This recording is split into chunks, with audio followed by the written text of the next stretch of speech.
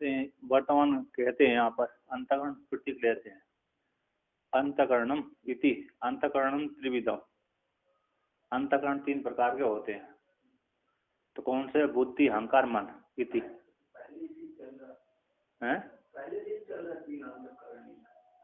अब व्याख्यान कर रहे हैं इसका। तो कहते हैं तो शरीर आभ्यंतर वर्तित्वाद अंतःकरणम, शरीर के भीतर आभ्यंतर या भीतर वर्तित होने से अंतःकरण कहलाता है। शरीर के भीतर होने से वो कैसे होते हैं? अंतःकरण कहलाता है। अंतःकरणम। इंद्रिय भी तो शरीर के बाहर ही अंदर ही होती हैं, 10 इंद्रिय।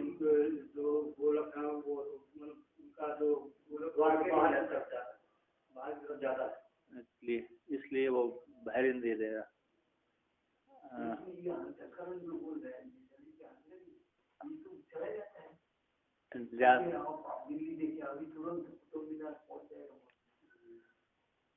तो इंद्रियों के साथ मन जाता है, इंद्रिय तो नहीं जा पाती है।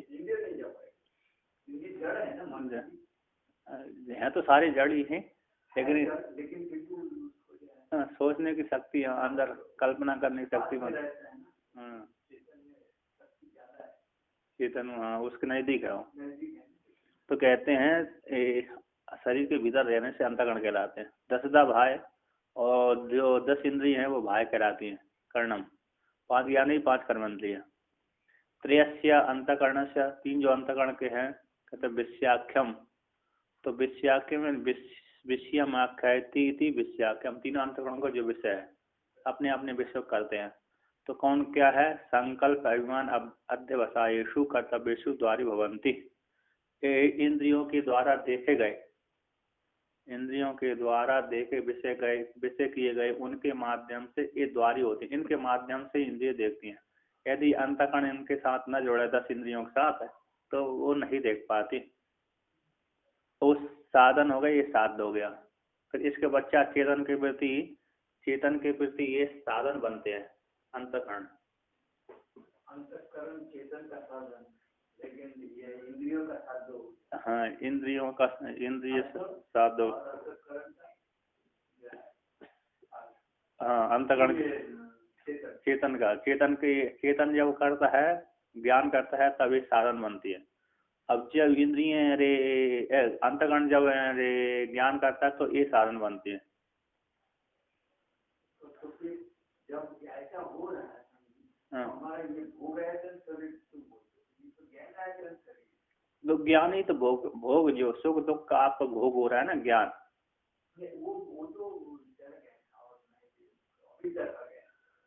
जो भी आप देख रहे हैं ना, हाँ इसीलिए विद्या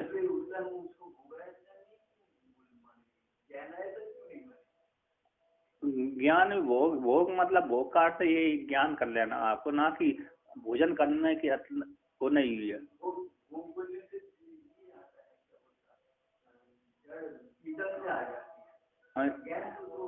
नहीं, ज्ञान भी इदम का ही है वो। फिर वो तो फिर विषय नहीं बनता। आप उस ज्ञान की, चेतन वाले ज्ञान की वो हो गए ना, चेतन वाला ज्ञान चेतन स्वरूप है वो, फिर वो विषय नहीं है। तो विषय नहीं होगा, इसका विषय नहीं होगा, लेकिन इसके माध्यम से ये आयतन के माध्यम से तो उसको, हाँ इस उपलब्ध होती है। हाँ, इस आयतन के माध्यम से उपलब्धि होती है। किंतु अरे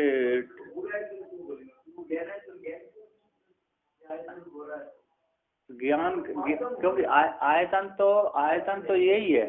आयतन जो जिसके ऊपर बैठ करके भोग कर रहा है ना, आयतन तो वो तो असंग है।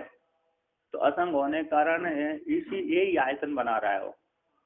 इसीलिए वहां पर, क्योंकि वो उसका जो मुख्य स्वरूप वो तो भोग आयतन नहीं है, इसमें आयतन नहीं हुआ वर्णन किया, क्योंकि मुख्य जो सत्यम ज्ञानवंतम ब्रह्म है, तो उसमें तो ज्ञान कुछ नहीं हो रहा, वो तो पहले से ज्ञान स्वरूप है। किंतु उसकी जो भ्रांति से अविद्या आ गई, अंतःकरण उपाधि वाली विशिष्ट जीव में हो रहा है। अंतःकरण से विशिष्ट जो उपाधि वाला चिदाभास जीवात्मा है उसमें हो रहा है। हाँ, फिर विशिष्ट छोड़ दिया तो फिर कोई समस्या नहीं है, फिर ज्ञान करने की हमको जरूरत नहीं रहती, क्योंकि हम जब समष्टि में हमारा अभिमान पूरा हो गया, जब पूरा हो गया तो फिर काय की चिंता है। पर हमको अरे ना तो राग होता है ना द्वेष होता है। अब जिसका अभिमान हो गया हिरण्यगर्भ में, समष्टि हिरण्यगर्भ में ईश्वर का अभिमान हो गया, उसको राग द्वेष फिर कुछ नहीं होते। वो तो जैसे हिरण्यगर्भ व्यापक है उसी प्रकार से जो जीव भी व्यापक हो जाता है। तो इसलिए वो प्राय करके ज्ञान इन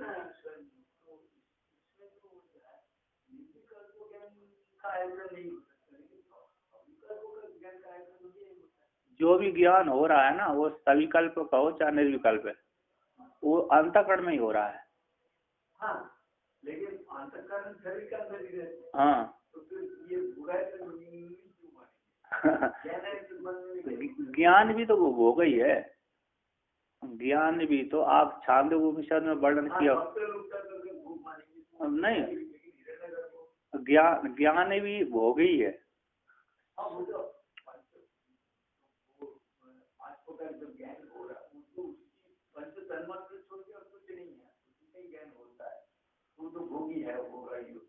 तो ज्ञान कहो चाहे कोई कुछ कहो, भोग कहो, ज्ञान भी कहो चाहे भोग आयतन कहो, आयतन तो यही बन रहा है, लिंग शरीर बन रहा है, स्थूल शरीर बन रहा है, तो आयतन कह दो चाहे भोग आयतन कह दो, दोनों आयतन यही हो रहा है। कारण शरीर तो अविद्या है, कारण शरीर नहीं, ज्ञान का आयतन तो क्योंकि कारण शरीर जो सुसुप्ति में ना, वो सुसुप्ति में तो आपको कुछ भी भान नहीं होता, वहां पर तो इंद्रिय नहीं हो है, तो इंद्रिय नहीं है तो फिर आप ज्ञान भी नहीं कर पाते, क्योंकि वहां पर इंद्रिय होती तो ज्ञान होता। इंद्रिय नहीं है, कुछ मानते इंद्रिय है कुछ नहीं मानते, किंतु जागृत अवस्था में वहां पर अनुभूति नहीं, जो भी, क्योंकि भोग तो तभी होगा वहां पर सुख स्वरूप, सुसुप्ति में देखो वहां पर सुख स्वरूप रूप से भोग रहा है, लेकिन मालूम ही नहीं पड़ता कि मैं भोग रहा हूँ कि नहीं भोग रहा हूँ। भोगातीत में तो कोई भोग तत्व ज्ञान वाला तो फिर उसमें तो कोई आयतन ही नहीं है, कुछ भी नहीं है। तत्व ज्ञान वाले में है ना, वहां पर तो कोई आयतन की समस्या नहीं है, और पूरा अधिष्ठान ही अधिष्ठान स्वरूप है ना, फिर भोग आयतन कहने की ज्ञान ना, तो ज्ञान आयतन है ना, भोग आयतन है ना, कुछ आयतन है। हाँ, इसलिए लिंग शरीर तक वो ज्ञान सुख दुख तक रहता है। हाँ, सुसुप्ति में भी भोग रहता है, क्योंकि योग सूत्र में वर्णन किया है, और योग सूत्र में नहीं उसमें भी वर्णन किया है, इसमें वशिष्ठ योग वासिष्ठ में 3 प्रकार की सुसुप्ति, 3 प्रकार का स्वप्न, 3 प्रकार का जागृत होता है। स्वप्न वहां पर जागृत स्वप्न जागृत सुसुप्ति, स्वप्न जागृत है, स्वप्न स्वप्न स्वप्न सुसुप्ति, और सुसुप्ति जागृत है, सुसुप्ति स्वप्न सुसुप्ति सुसुप्ति, इस प्रकार से वर्णन किया। एक पहले प्रकरण में जो निर्वाण प्रकरण है ना, उसी में वर्णन किया है इसका योग वासिष्ठ में। तो इस प्रकार से उसमें 3 6 3 9 होती है। तो यहाँ पर कहते देखिए, तो इनका ये द्वारी होते है ना, द्वारी यहाँ पर टीका वर्णन किया 10 भाई इंद्रियों को, जो भाई इंद्रिय है ना, भाई 10 इंद्रिय है, कर्णम अंतःकरण त्रय के लिए विषय समर्पकत्व द्वारी भवती निष्कर्ता, ये इसके माध्यम से ये 10 जो इंद्रिय भाई इंद्रिय हैं वे अंतःकरण तीनों को लिए विषय के समर्पक होने से ये द्वारी होती हैं, अर्थात तो वो ला करके इनको दे देती हैं। कौन?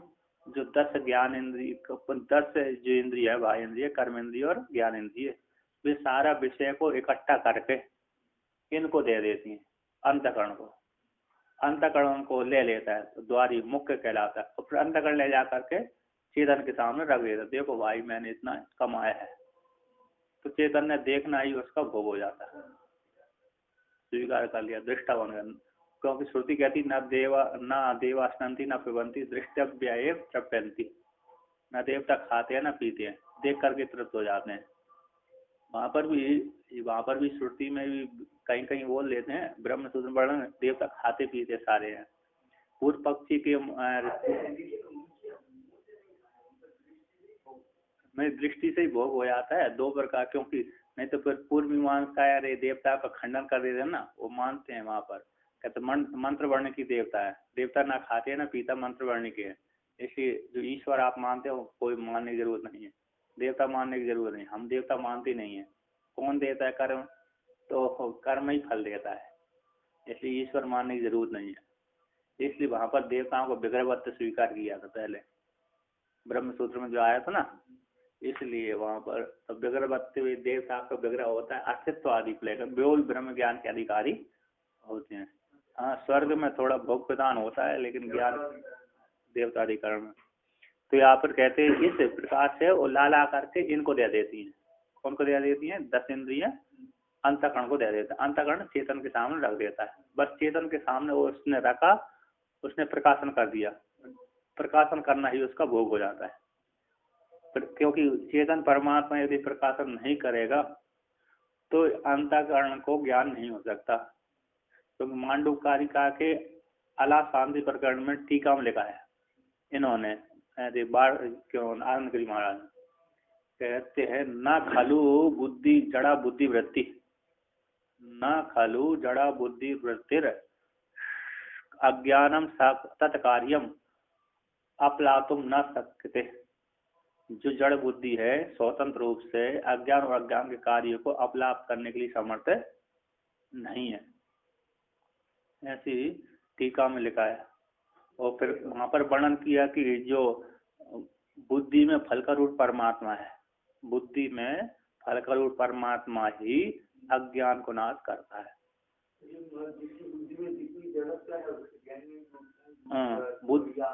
देखो बुद्धि में बुद्धि के ऊपर, बुद्धि की वृत्ति के ऊपर, बुद्धि वृत्ति के ऊपर वो परमात्मा हावी हो जाता है, बैठ जाता है, वही निर्गुण परमात्मा।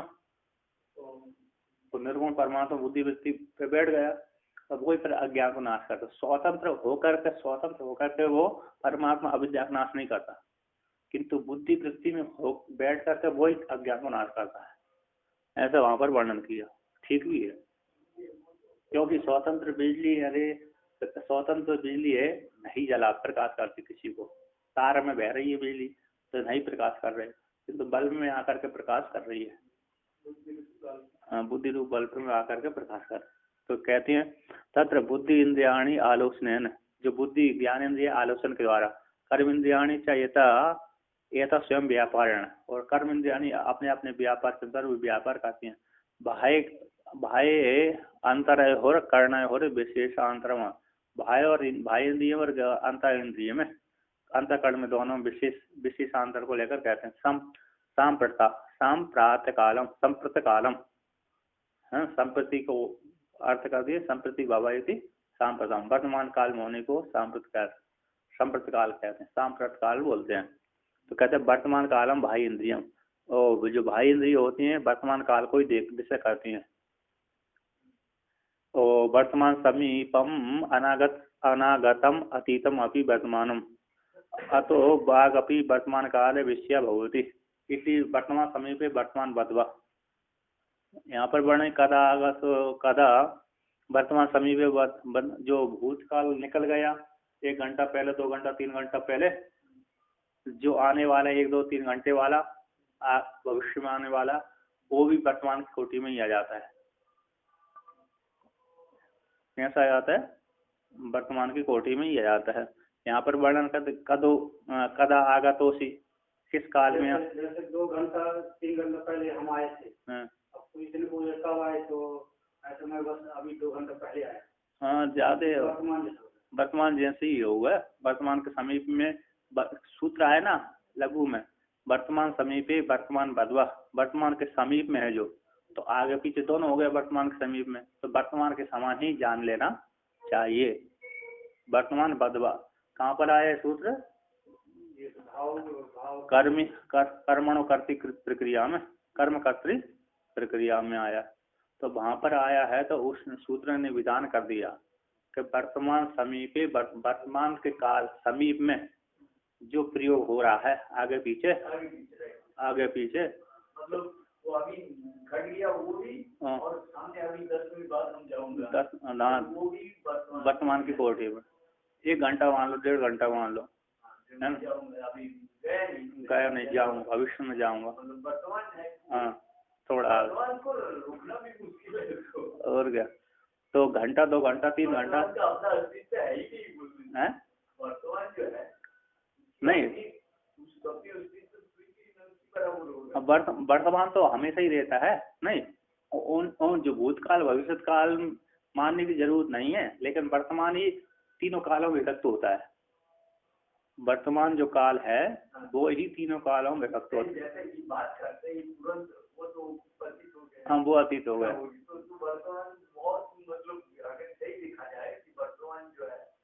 वर्तमान जिसमें ना भविष्य रहेगा ना भौतिक रहेगा, बहुत ही मतलब कम हो जाएगा। नहीं, वर्तमान कम नहीं होगा, वर्तमान तो हमेशा ही चलता रहेगा और ये निकलते रहेंगे। ये भूत भी चला जाता है भविष्य में, तो क्योंकि हम भी जो व्यवहार कर रहे हैं वो वर्तमान क्षण ही चल रहा है, वर्तमान ही चल रहा है। अब जो निकल गया पीछे बोल के शब्द निकल गए वो भूत हो गए। फिर वर्तमान के आगे पीछे जो है विधान, क्योंकि योग सूत्र में एक काल को माना है, वर्तमान क्षण को, एक वर्तमान काल को ही एक काल मानते हैं। क्या भूतकाल भविष्य काल कहाँ जाएंगे? क्या उसी की उपाधि भेद है। किसके उपाधि भेद है? वर्तमान के, हाँ वर्तमान के उपाधि भेद है। इसलिए हम भूत में आए थे, हम भविष्य में जाएंगे, ये दो बात है। और नैयायिक आदि तीनों कालों को, नैयायिक भी एक काल मानते, उसको उपाधि दो मान करके 3 कर देते हैं। और सांख्य वाले काल को मानते नहीं है, सांख्य मत वाले काल को हैं, काल नहीं मानते, कहते स्वतंत्र एक पदार्थ नहीं मानते, बोलते तो सूर्य की किरणें ही वो काल है, सूर्य की उपाधि के माध्यम से सूर्य काल ही होता है।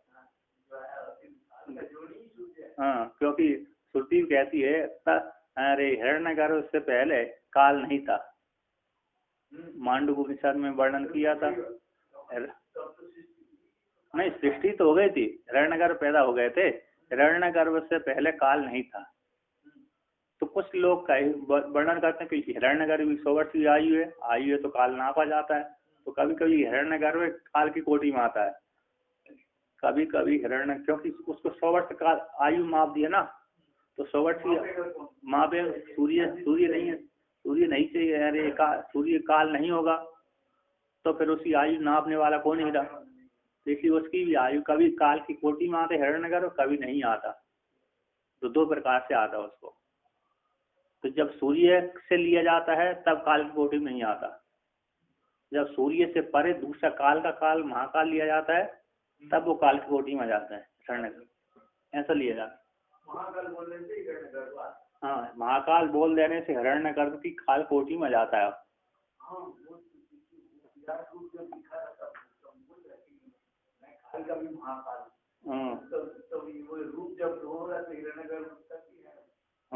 विराट से ऊपर हिरण्यगर्भ,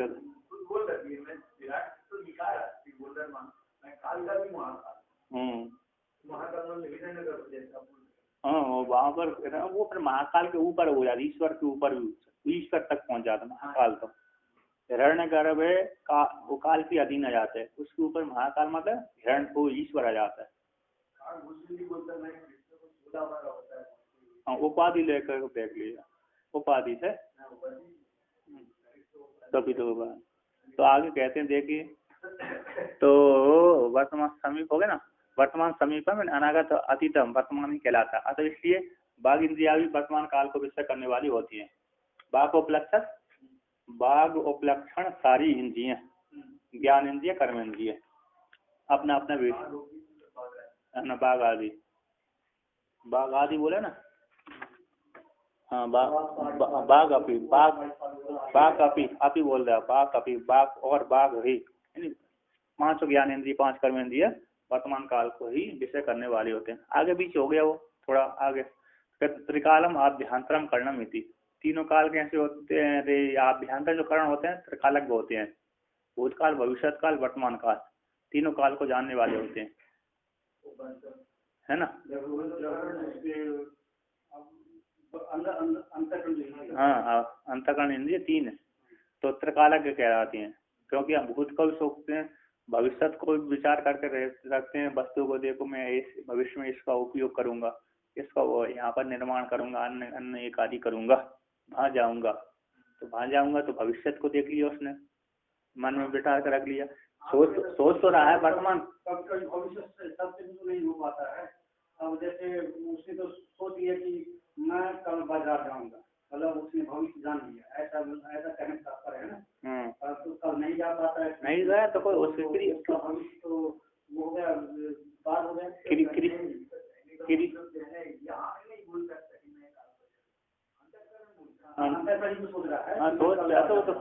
क्रिया है ना, क्रिया में विकल्प होता है। आपने क्रिया नहीं गए तो उसमें थोड़ी है, वो कल वो बाजार नष्ट होगा ऐसी बात नहीं है। बाजार था, जो कल जाने देखने, जो आज कल देखने वाला वो बाजार था, देखने वाला था बाजार, वो बाजार कल भी रहा था, जो भविष्य में देखने जाओगे तभी बना रहेगा वो, उसको लेकर के। आप नहीं गए, ये आपकी क्रिया है। क्या है? नहीं गए तो आपकी मन की स्थिति कमजोर है ना, आपने दृढ़ संकल्प नहीं है, इसलिए नहीं गए।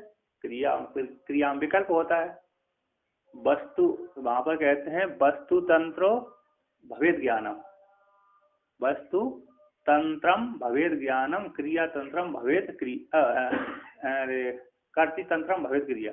वस्तु तंत्रम भवेद ज्ञानम, कर्ति तंत्रम भवेद क्रिया। तो कर्ता के अधीन है। नहीं गया व्यक्ति, कल जाऊंगा, नहीं गया, क्रिया उसके अधीन है, कर्ता के अधीन क्रिया होती है। नहीं गया तो नहीं गया, अब उसकी मर्जी है। वस्तु का ज्ञान, और जो ज्ञान होता है वस्तु के अधीन होता है।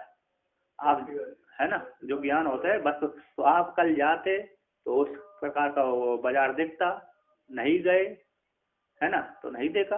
जाओ, अब जिस दिन जाओगे उस दिन उसी प्रकार का बाजार दिखेगा। कर्ती तंत्र क्रिया, हाँ, कर्ता के अधीन है। कर्ता नहीं जाता तो बात अलग है। भविष्य नष्ट थोड़ी, भविष्य तो भविष्य ही रहता है। तो आगे कहते हैं, देखिए तो त्रिकालम अभ्यंतर और तीनों काल है। त्रिकाल है ना, अंतःकरण क्रिया, अंतःकरण जो है तीन काल त्रिकाल कहलाती है। तद यथा उदाहरण देते हैं, अरे अनुमान करते हैं। नदी पूर्व भेदात अभूत वृष्टि ही, कहते हैं नदी पूर्व, बहुत नदी बाढ़ आ गई, उसमें ऐसी आ गई पूर्व का भी बाढ़। नदी पूर्व भेद से अभूत वृष्टि, तो भविष्य के भूतकाल की ज्ञान हो गया कि नदी वर्तमान काल में नदी उफान पे आ रही है, तो पीछ ऊपर है, कहाँ रही वृष्टि बहुत जोर से हुई। यहाँ पर वृष्टि नहीं हुई, कहाँ पर? ओमकारेश्वर में, किंतु बाढ़ आ गई। तो बाढ़ कहाँ से आएगी? जब तक ऊपर पानी नहीं बरसेगा, है ना। बाढ़ जब तक बाढ़ नहीं आ सकती, कब तक? जब तक ऊपर पानी नहीं बरसेगा। अथवा कहते हो तो हमने डैम रोक लिया, एक छोड़ दिया ना, वो ठीक नहीं। डैम वाला है ना,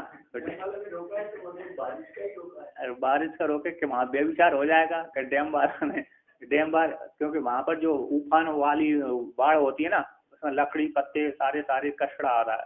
और जहाँ पर जो डैम वाला पानी होता है ना, प्राय करके बिना पानी के ऊपर आ रहा है, वो शुद्ध साफ रहता है। रुका हुआ पानी कैसा रहता है? साफ रहता है। और बाढ़ वाला पानी मटमैला आदि रहता है। तो कहते हैं उसी प्रकार से यहाँ पर वर्णन की, जैसे पूर्णत्व, जैसे नद्या पूर्णत्व दृष्टा सोर्सा शीघ्रत्व दृष्टवा, जैसे यहाँ पर कहते हैं नदी को पूर्णत्व देख करके सोर्सा शीघ्रत्व को देख करके अनुमान कर लेता है। कैसे?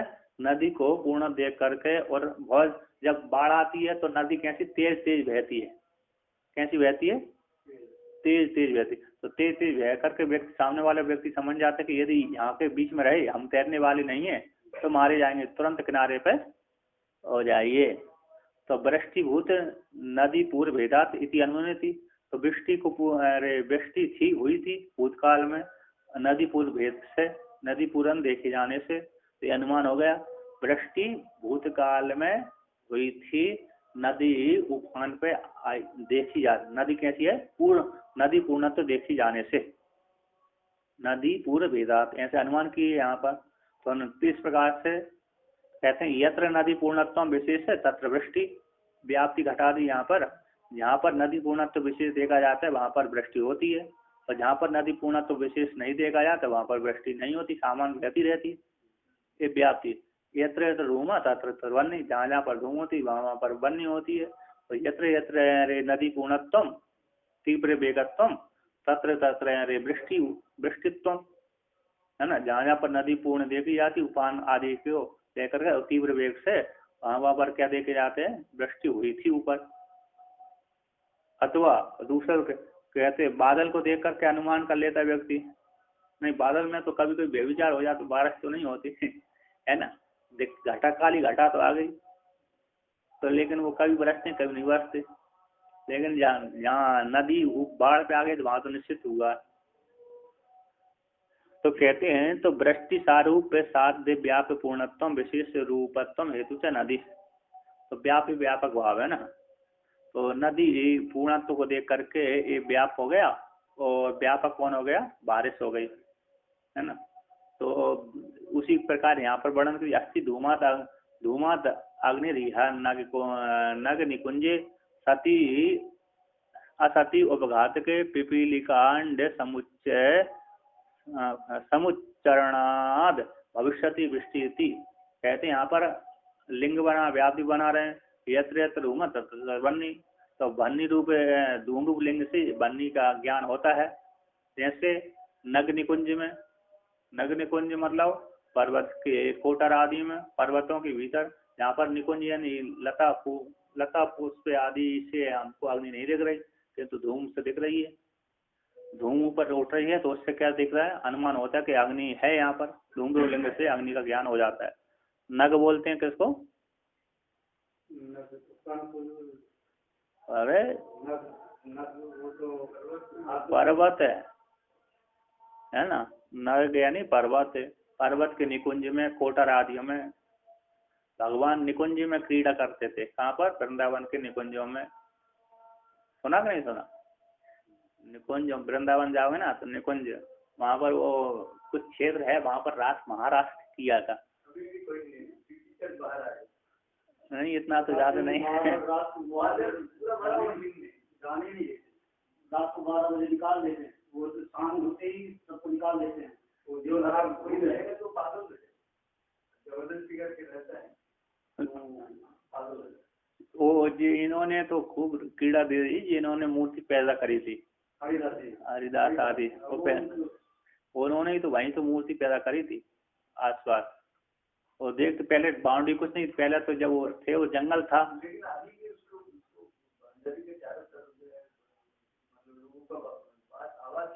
हाँ अच्छा, हाँ पास में तो उनको बिल्डिंग बने हुए है। तो पास आस पास वहाँ 2-4 आश्रम होना चाहिए थे, है ना। पब्लिक ने घेर कर रखी है ना पूरा।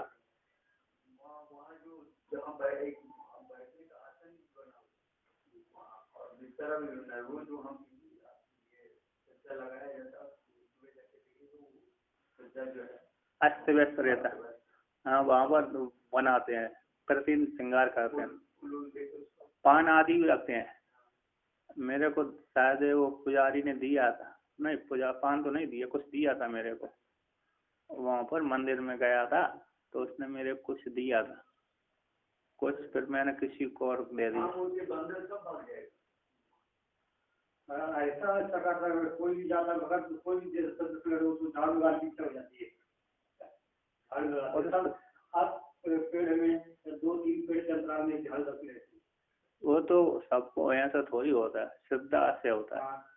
श्रद्धा नहीं है तो पब्लिक खो जाती है मस्ती करने के लिए, कहाँ झाड़ू लगाएगी वो, गंदा और करेगी, है क्या? झाड़ू सभी जगह 3-4 पेड़ के अंतराल में झाड़ू श्रद्धा वाले करते थे हैं। चलिए यहाँ पर कहते हैं तो निकुंज में है ना, नग निकुंज में कहते हैं असत्य उपघातक के न होने पर, है ना।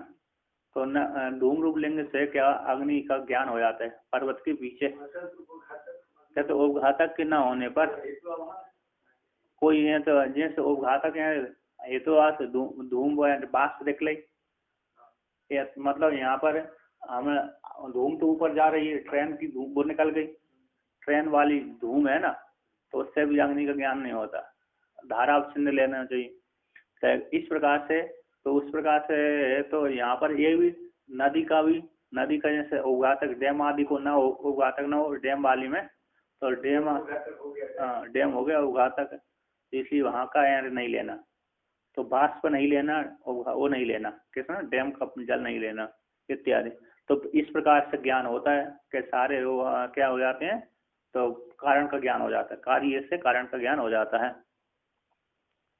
तो यहाँ पर कहते हैं हाँ सत्य, तो वृष्टि रूप लिंग के महाभूत छो हो जाने पर, अच्छा यहाँ पर कहते हैं तो असत्य उपघातक के न होने पर पिपीलिकांड समुच्चारणाद भविष्यति वृष्टि।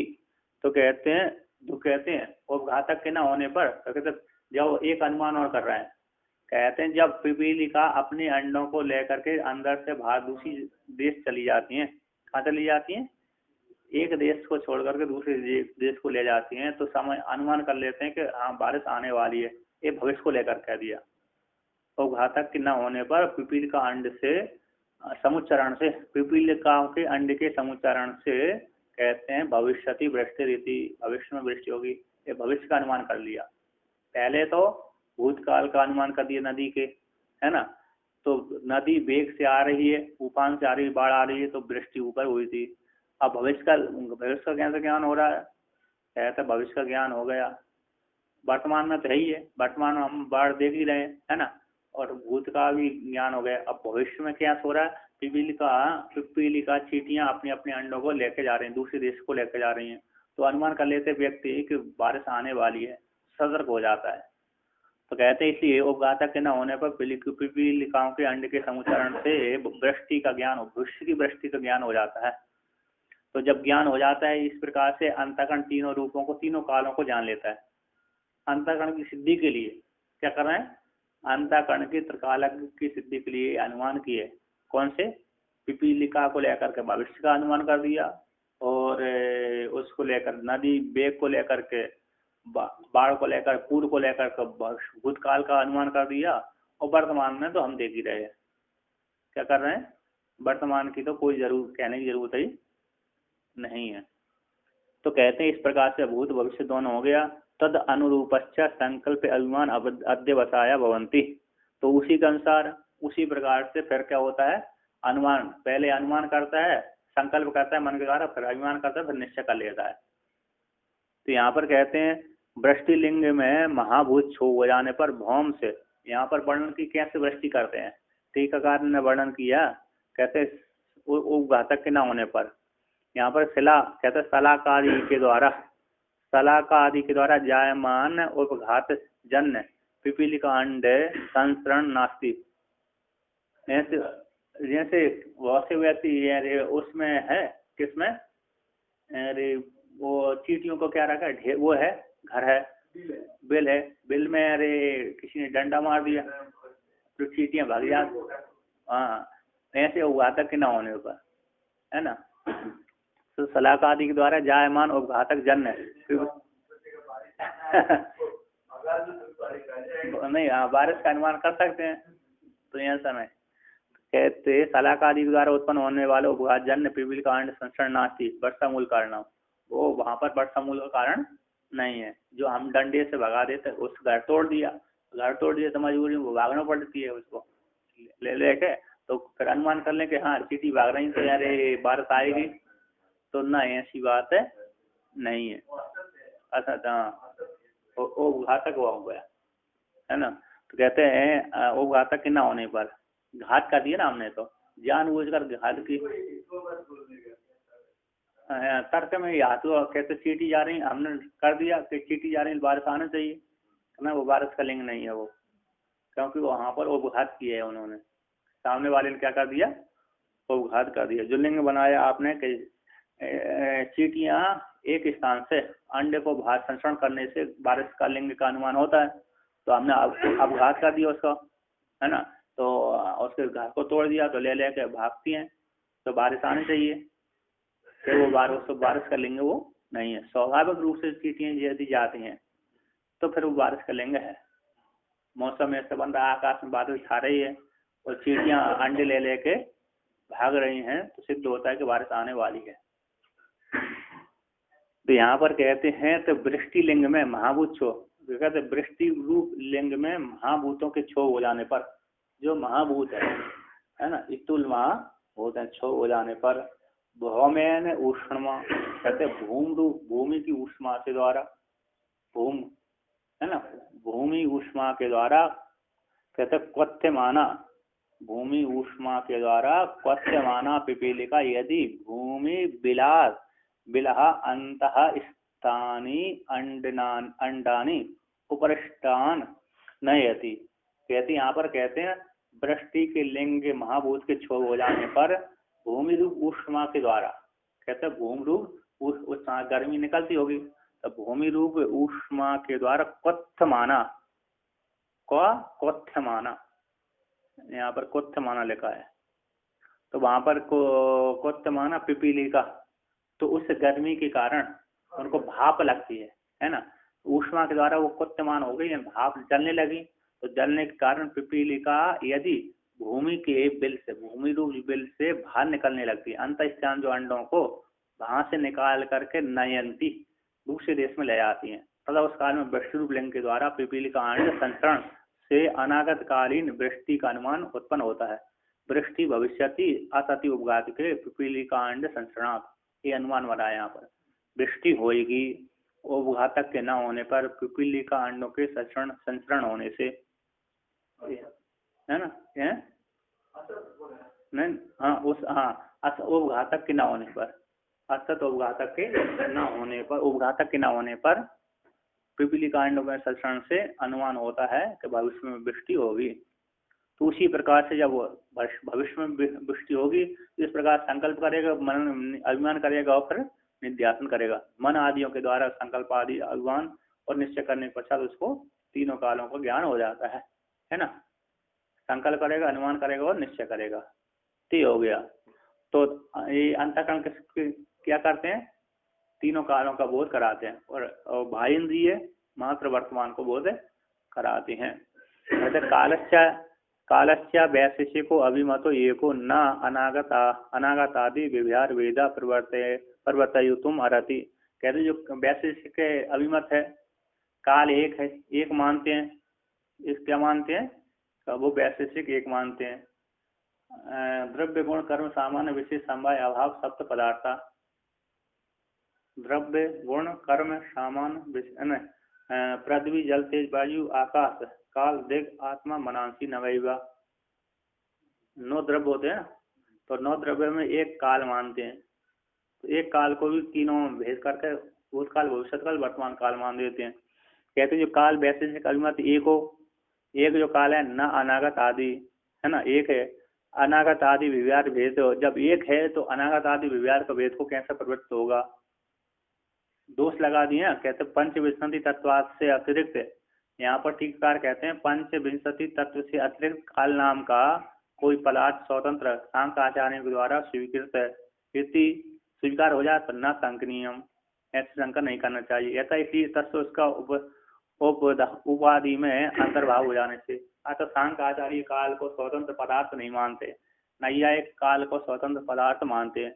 तो फिर नहीं, फिर आपने कैसे वर्णन कर दिया भूतकाल भविष्यकाल वर्तमान काल के उपाधि में अंतर्भावित हो जाता है। वो सूर्य रूप किरणों की तेज की उपा सूर्य रूप किरण है, उसी में अंतर्भूत हो जाती है, स्वतंत्र मानने की जरूरत नहीं है काल को।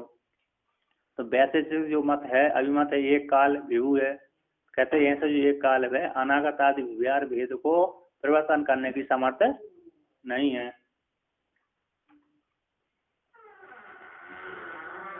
तो यहाँ पर कहते हैं तो एक काल विहार भेद को नहीं प्राप्त कर सकता, तस्मात, क्योंकि एक है तो फिर तीन को कैसे करेगा, अनागत आदि विहार भेद को परिवर्तन करने की कैसे समर्थ हो सकता है, ऐसा नहीं हो, एक है तो यहाँ पर वर्णन किया है, कहते हैं अपरस्मिन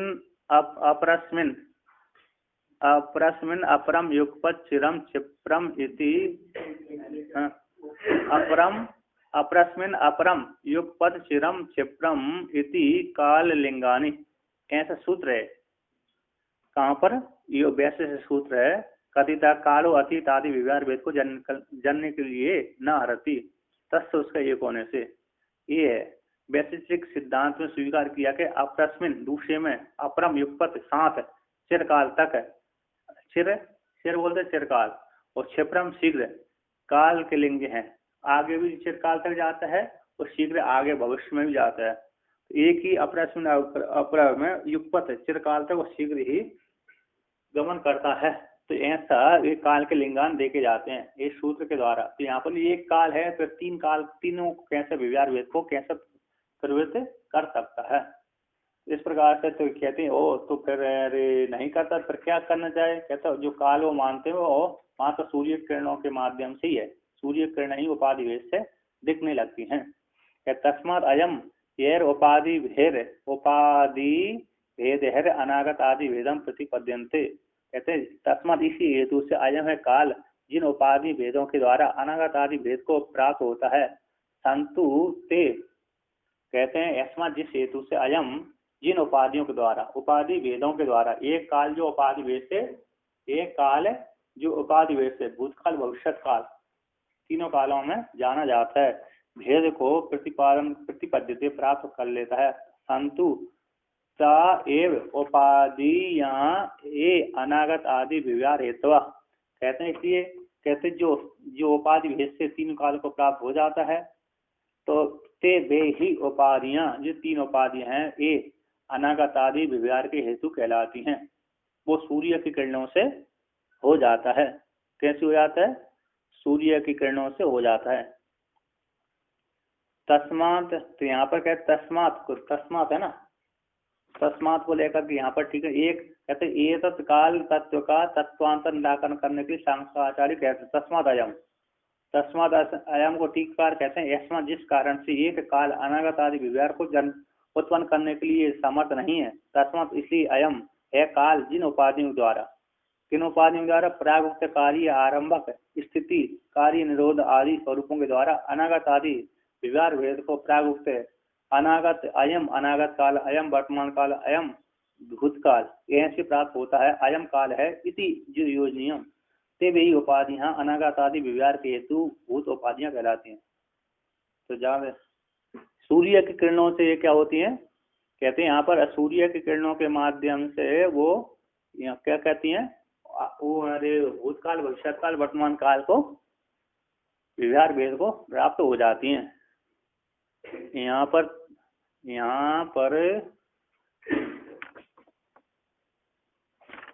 पर वर्णन किया, देखिए तात्विक दृष्टि से, कहाँ वर्णन, वैशिष्टिक सिद्धांत में तस्य एक रूप, वैशिष्टिक सिद्धांत में काल एक है, इनका सिद्धांत बदला रहे हैं वैशिष्टिक सिद्धांतों का।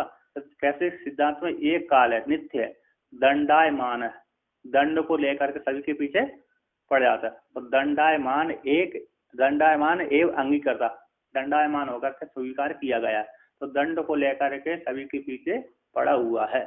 तो दंडायमान एक अंगीकर्ता साचा काल अनागत आदि व्यवहार भेद को पैदा करने के लिए सर्वथा अक्षम है। तो यहाँ पर दोष लगाया, जब एक काल है दंडायमान है ना, दंडा एक, तो एक काल वह अनागत आदि व्यवहार भेद को उत्पन्न करने के लिए कैसे समर्थ हो सकता है। जब एक है तो फिर अनागत आदि व्यवहार को नहीं हो सकता।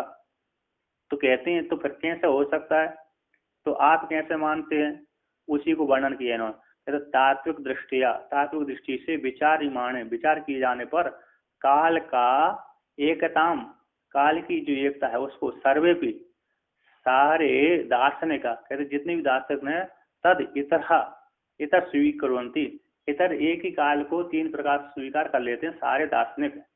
ठीक है आपके में, अच्छा। तो कहते हैं जो एक ही काल है, तीनों को सारे दार्शनिक है, कौन से, अन्य जो भी दार्शनिक है ना, वो एक ही काल को तीन प्रकार से स्वीकार कर लेते हैं। काल की जो एकता को सारे दार्शनिक तद इतर और इतर भी स्वीकार करते हैं। भेदस्तु केवल औपाधिक है, भेद कैसा है, औपाधिक ही है, काल एक ही है। एक सूत्र में भी क्षण को ही काल बोल देते हैं, वर्तमान काल को ही क्षण को ही काल बोलते हैं।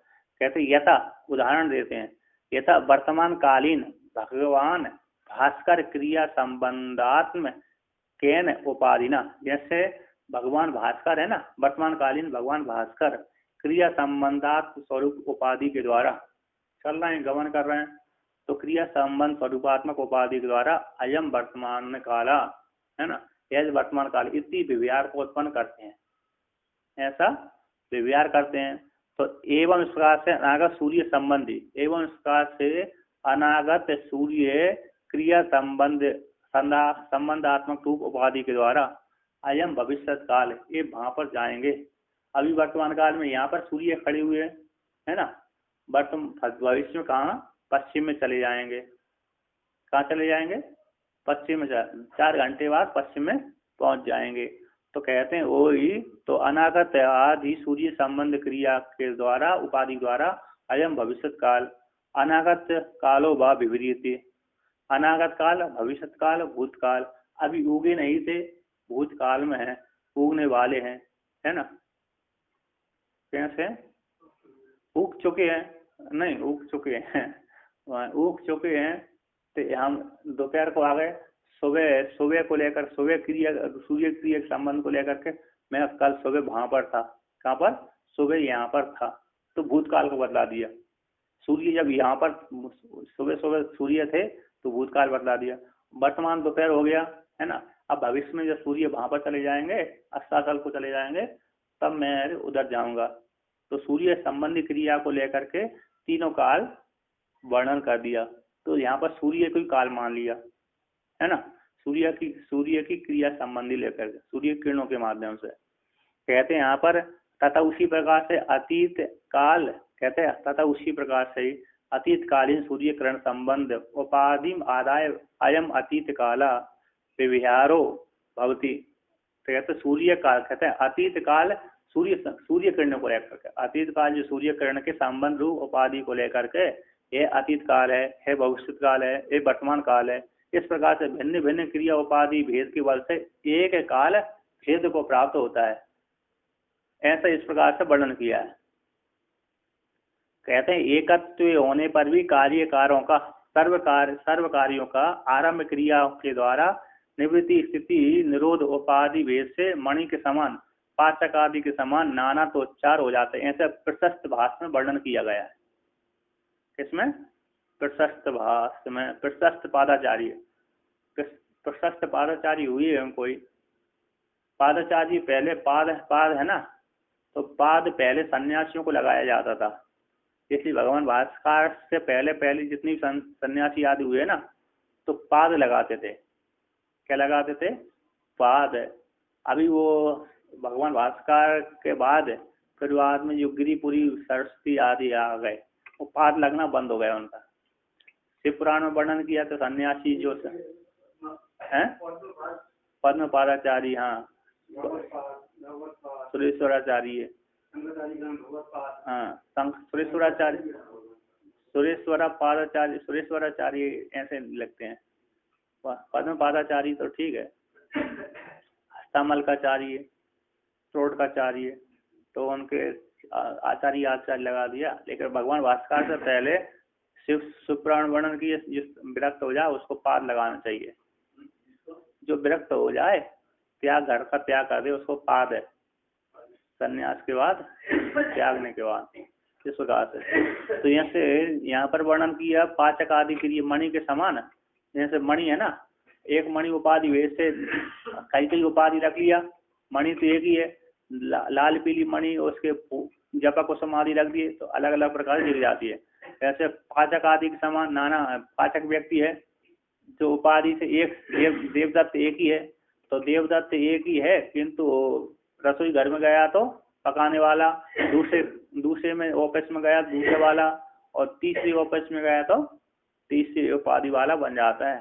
तो जहाँ पर देवदत्त गया वहाँ पर उसके साथ संबंध हो जाने से उस प्रकार के नाम को पहचाना जाता है, ठीक है ना। उसी प्रकार से एक ही सूर्य की किरणों के संबंध से वर्तमान काल, भूतकाल, भविष्य काल, तीनों काल जान लिए जाने हैं। तो कहते हैं कृतम अत्र अंतर्गुणा कालन इति सांख्य आचार्य। इसी यहाँ पर इन्होंने कहा जो एक जिस सूर्य किरणों आदि को लेकर के सूर्य संबंधी क्रिया को लेकर के भूतकाल भविष्यकाल वर्तमान काल का प्रयोग करिए जाता है वास्तव में, है ना। तो एक ही काल में तीन काल नहीं हो सकते, सूर्य की उपाधि लेकर के ही व्यवहार होता है सूर्य किरणों को लेकर के।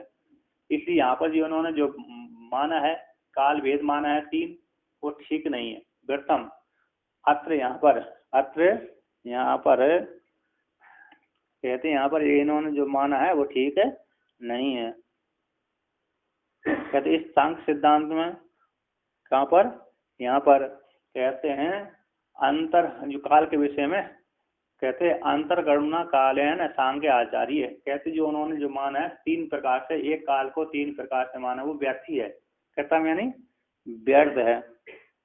कहते हैं अयम काल है अनागत कृतम व्यर्थ है, अंतर्गणना निरर्थक है। कहाँ पर निरर्थक है, तो यहाँ पर कहते एवं सांख्य मत पूर्व परिक्रम लोचन से, सांख्य आचार्यों ने सांख्य मत में पूर्व परिक्रम पर्यालोचन के द्वारा इदम आख्याय किया कहा गया है कि ऐसे जो तेसा उनका सिद्धांत में सूर्य आदि क्रिया ही काल है। सांख्य मत में कैसी पूर्व पर्यालोचन करने के बाद ग्रंथकार कहते हैं सांख्य आचार्यों का सांख्य मत के द्वारा, सांख्य मत के पूर्व परिक्रम लोचन से यही जाना जाता है कि इनके सिद्धांत में, सांख्य सिद्धांत में सूर्य की क्रिया, सूर्य संबंधी जो किरण है कहते हैं सूर्य आदि क्रिया ही काल कहलाती है। तो सूर्य वहां पर वर्णन किया श्रुति में कहा, श्रुति में वर्णन किया कि काल उससे पैदा हुआ है, किससे, हिरण्यगर्भ से। हिरण्यगर्भ के बाद ही चक्षु सूर्य अजायता, चक्षु सूर्य अजायता। ओ हिरण्यगर्भ की जो चक्षु है वही सूर्य, विराट की जो चक्षु वो सूर्य है। विराट की चक्षु चंद्रमा मनसो जाता, चंद्रमा मनसो जाता चक्षु सूर्य अजाता है। चंद्रमा मन से उत्पन्न हुआ और चक्षु से सूर्य उत्पन्न हुआ। तो सूर्य से पहले काल नहीं था, तो सूर्य संबंधी को लेकर के ही काल चालू होता है। कहते हैं यहाँ पर सूर्य क्रिया ही काल है। इसलिए जो सांख्याचार्यों ने तो सूर्य क्रिया को ही काल माना है। और जो अन्योन्य माना है काल एक स्वतंत्र पदार्थ है। यहाँ पर बोलते हैं जो स्वतंत्र नहीं है आदि स्वतंत्र काल को एक पदार्थ मानते हैं वो व्यर्थ है, अंतर्गणना निरर्थक है। क्या है, निरर्थक है, व्यर्थ है। उनके ये काल नहीं मानना चाहिए, काल स्वतंत्र पदार्थ नहीं है। हम क्यों नहीं, क्योंकि हमारे में तो 25 तत्व से भिन्न कोई 26 तत्व ही नहीं है ना। हम पूरा पर्यालोचन करते हैं तो काल नाम की कोई स्वतंत्र पदार्थ दिखता नहीं है। जैसे काल नहीं दिखता उसी प्रकार दिशा भी नहीं है। दिशा काल है ना, ये भी नहीं है। और दिशा काश है, वो दिशा आकाश के वेग से ही हो जाती है। दिशा को एक पदार्थ स्वतंत्र पदार्थ मानने की जरूरत नहीं है, काल को स्वतंत्र पदार्थ मानने की जरूरत नहीं है, दिशा को स्वतंत्र पदार्थ मानने की जरूरत नहीं है। दिशा कहाँ से परिवर्तित हो जाएगी, क्योंकि आकाश का ही रूपांतर है मात्र। आकाश के रूपांतर आकाश ही है, इसी आकाश के छोड़ करके दिशा में कुछ नहीं है। आकाश से ही हो जाती है। इधर को खड़े हो गए तो पूर्व हो गए, इधर को होगा पश्चिम हो गए। आकाश को लेकर के और सूर्य को लेकर के दिशा में, है ना, इस प्रकार से। तो कहते हैं तस्मात न काल रूप तत्वांतर अभ्युगम, इसी निगमन करते हैं। तस्मात कहते हैं निश्चित, तस्य उस क्रिया का क्लिप्त पदार्थ रूप होने से, सूर्य की क्रिया का ही, सूर्य की जो क्रिया है ना, सूर्य आदि की जो क्रिया ही वो क्रिया ही निश्चित रूप से काल है। तस्य क्रिया का ही क्लिप्त पदार्थ होने से ना कहते काल रूप तत्वांतर स्वीकार करने की जरूरत नहीं है। काल रूप जो तत्वांतर स्वीकार करते हैं वो ठीक है नहीं है। नैया का जो काल स्वतंत्र काल मानते हैं वो ठीक है नहीं, सूर्य की क्रिया ही काल है। इस प्रकार से वर्णन किया।